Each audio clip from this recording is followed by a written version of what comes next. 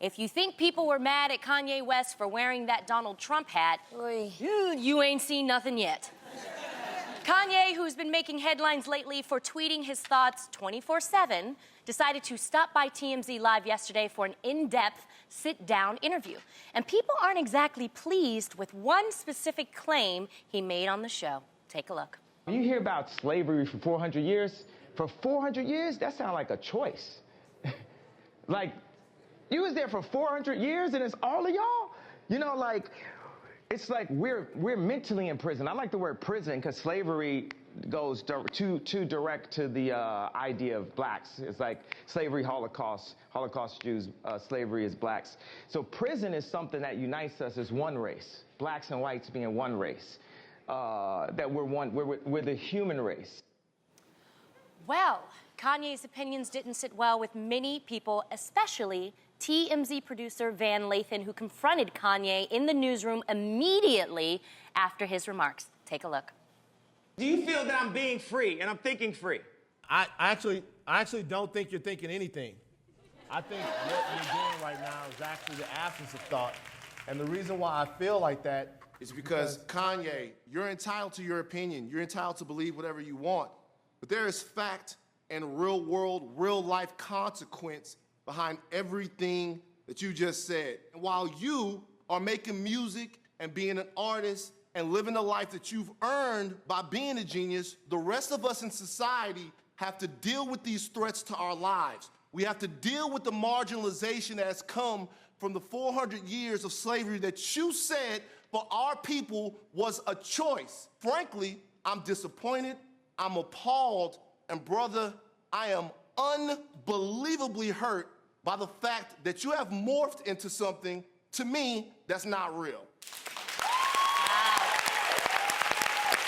Well, Van received support from so many people who praised him for, quote, schooling Kanye and giving him a much-needed history lesson. So, what was it like to stand up to Kanye West? Why don't we ask Van?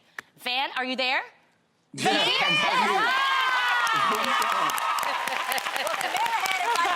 I'm a fan. Okay. Van is a fan. Yes, you're a fan.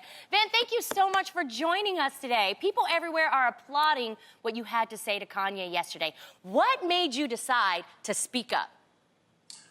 He was speaking to us. Like, typically when people come in and do interviews on TMZ Live, they talk with Harvey and Charles, and they're up on the stage and you can chime in if you want. He decided that he was going to turn around and address the room directly. And when he addressed the room directly, he asked for critiques of his opinions. And one opinion that he had was woefully inaccurate and dangerous. And I just thought it was incumbent upon me to let him know that. Now, Van, I am so glad you did. At one point, you guys were arguing. You were arguing with Kanye, and then he told you to stop screaming because it, quote, makes us look crazy. What went through your mind when he said that? That's what you think makes you look crazy? No. For real. No, what went through my mind is look crazy in front of whom. Whenever I talk to people about, you're embarrassing black people, you setting black people back, you're doing these things, whenever someone comes in front of who? Who are we trying to look pristine in front of? What standard are we attempting to meet? The standard that we should be attempting to meet is the standard of our ideas and our values, and that's our standard. Yeah. So, if we gotta scream a little bit right now, then we gotta scream a little bit, and everybody else gonna hear us scream. Exactly. Wow.